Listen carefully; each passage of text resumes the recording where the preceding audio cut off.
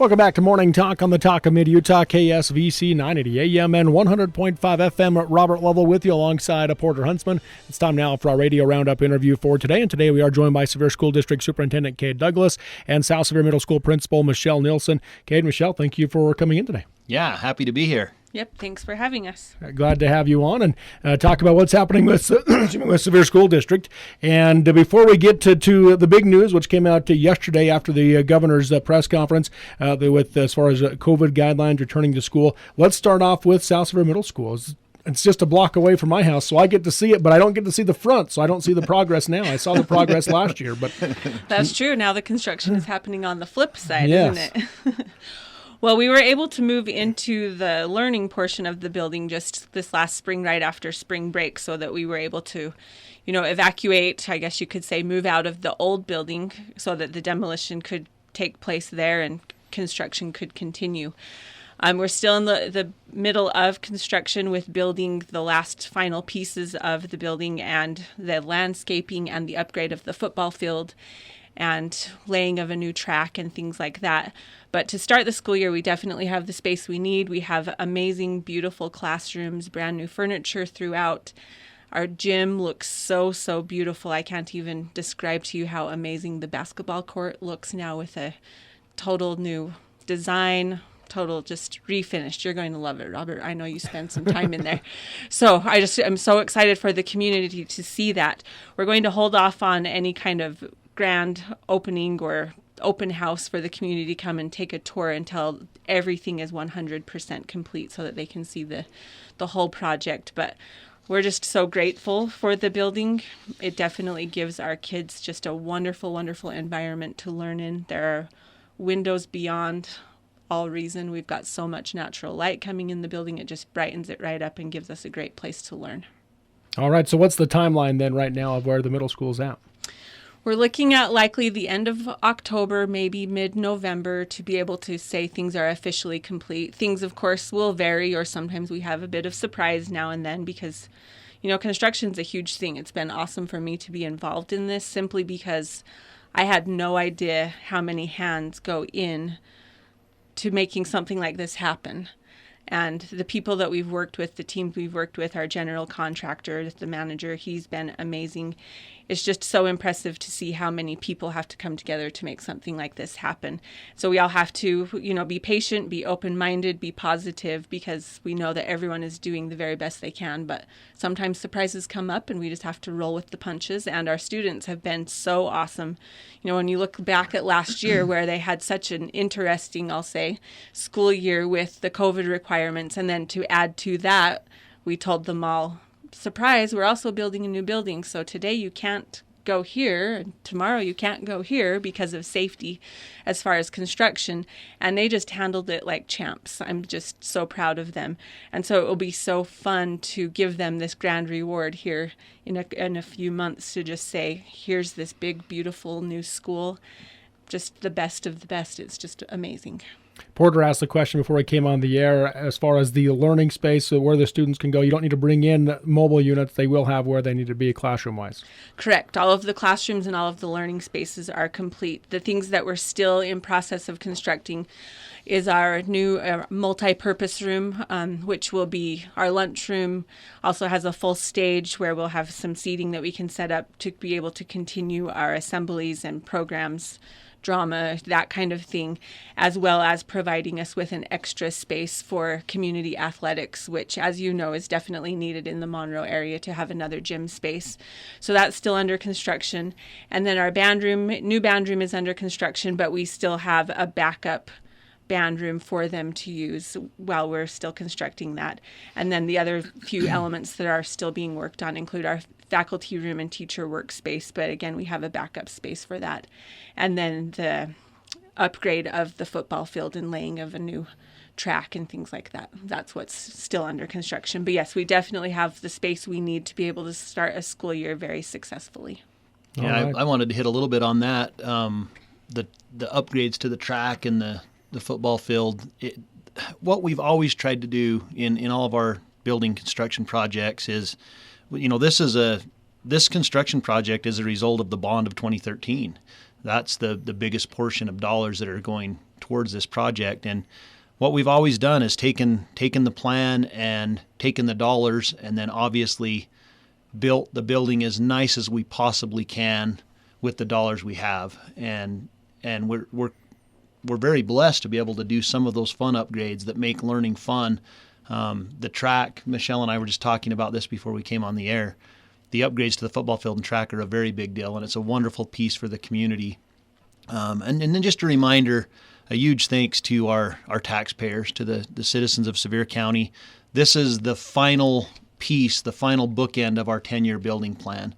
You know, you saw several projects, Richfield High School, a total rebuild, the CTE Center, the band rooms in North and South Sevier, the gym in North Sevier Middle School. I mean, there's a large list. I've left off several, but this is the final bookend, the South Sevier Middle School project of our 10-year building plan. And a big thank you to those community members that were on our 10-year building plan and had the vision 10 years ago. So we're excited to start a new plan. I get asked all the time from taxpayers, what's next? And we really are in a good place. We don't see any major projects over the next 10 years. We obviously will have some projects, and we'll have need for things. But as far as our buildings, they're in really good shape, especially for the next 10 years, the foreseeable near future. So it's great. And we have taken, when I talked to other superintendents, I was in a meeting last weekend, and I show them what we've done with the dollars we have. They can't believe it. We have done very, very well. We've stretched those dollars, and it's a thank you to Chad Lloyd and his team and our school board members for taking those dollars as far as they can go. We obviously want to have as nice a building as we possibly can for our community and for our students and families with the dollars we have within the budget. So. Yeah, well, again, we'll look forward to that project being complete, hopefully end of October, mid-November. Mm-hmm. Yep. All That's right. what we're hoping for. All right, Superintendent, you sent out a letter yesterday to the parents in Sevier County, and it's regarding the COVID requirements as we come back to school here in a couple weeks. Yes, we're very excited. Just a brief timeline on back to school activities. All of our teachers, several of them are in their classrooms prepping. They get excited, and I need to publicly thank our teachers and all of our staff for the tremendous work they did last year. They were stressed to the max. And one of our top priorities this year is to remove some of those stressors from them. And I think parents saw in the letter that a lot of, from families as well and from staff, that a lot of what was in the letter, I hope, will remove some of the stress workload that they have, some of those extra variables that were so difficult last year. Officially, on-contract teachers will be back August 16th. The first day of school for everyone, and I'm sorry to tell you, students, if you're listening, it's August 19th, if you didn't know. That's the first day of school. It's coming right around the corner. We have a really fun Opening Institute tradition every year where we bring all of the teachers together and staff, and we've got Josh Shipp coming. He's a world-renowned speaker. I'm a big fan of his. We've tried to have him for 3 years now, but because of different things, we haven't been able to get him. He authored a book called The Grown-Up's Guide to Teenage Humans, and he is amazing, very strategic. The thing he says that I say all the time that I've stolen from him is he says every single child is one caring adult away from becoming a success story. And I firmly believe that, and he talks a lot about that and the caring adults in his life that have made him a success story.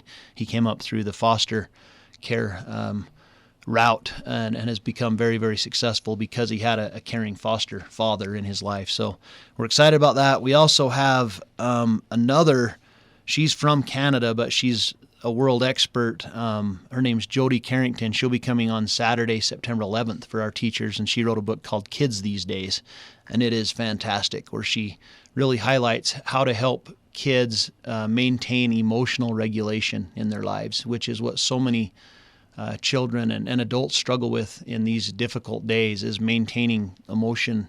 And she has some really good strategies. We're excited to bring her in. She's a part of our school reformation climate reformation grant that we have in our district, and we're excited to bring her in and continue to support our teachers in supporting their students' learning. Specific to the letter that we sent out, I've had a couple of questions. I think the letter was quite clear. Masks are certainly not required. House Bill 1007 from the Utah legislature made it very clear that masks are not required this coming school year. Vaccines are definitely not required. I've found that just like last year, there's strong opinions on all of this, on all sides of this, and we want to respect the choice of families and students. We just want to be very clear about the pathway that each choice they make, where that pathway might lead them. The language I like, and I'm sure several of you listeners heard the governor's press conference and have seen different pieces of this in the media. I like so much the approach this year because I'm seeing much more verbiage around recommendations and less verbiage around requirements and mandates. And so it's our hope and prayer, to be totally honest, that we can maintain low numbers of COVID spread. We're obviously up to speed and very concerned with the Delta variant and the different variants of COVID that are and how they're affecting different people. I had a parent email me last night, and I thought she asked a great question. She said she wanted more specifics. The letter addresses this, that if students are sick or symptomatic at all, they need to stay home. That's always what we've believed. Anytime a student is ill, they need to stay home. But we will draw the line. If a student is symptomatic or sick, then we will call parents, and it's not an option. They can't come to school if they're sick. And we'll be very clear on that.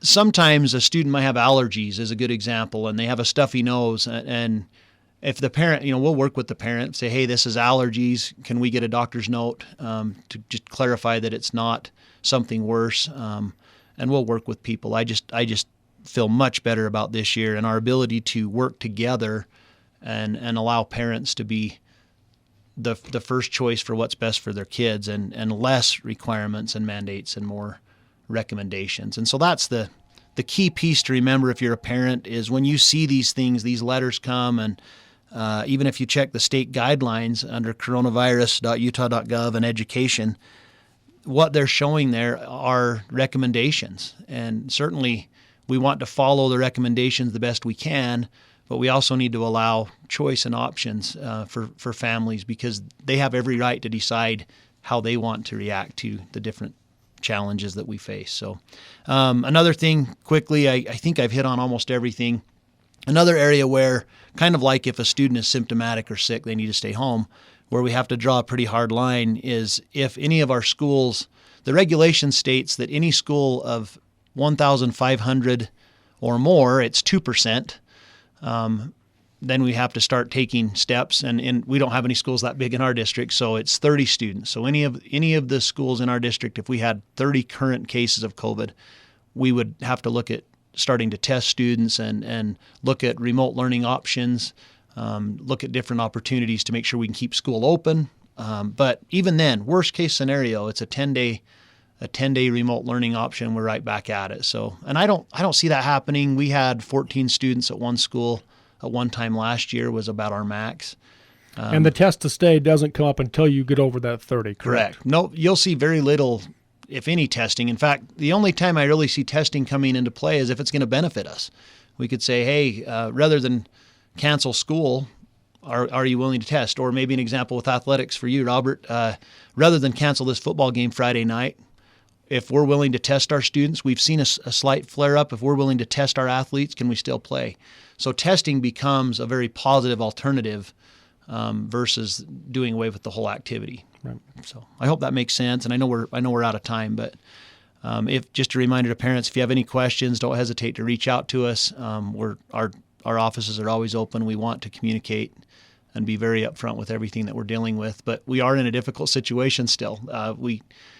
We have dealt with COVID now for a year, but never in the history of my life have I dealt with the second year of COVID. So we're going to do the very best that we can. Right. Very good. A lot of things happening, and of course, we're looking forward to getting back into school. And Governor Cox yesterday talked about the learning, I guess, disadvantage of not being able to see the mouths of the teachers for the students and the students for the teachers as well. So that'll be definitely an added benefit. Absolutely. Especially those early ages. I think what I'm hearing is parents are super excited and teachers are very excited. We're all excited. The letter was a very positive letter.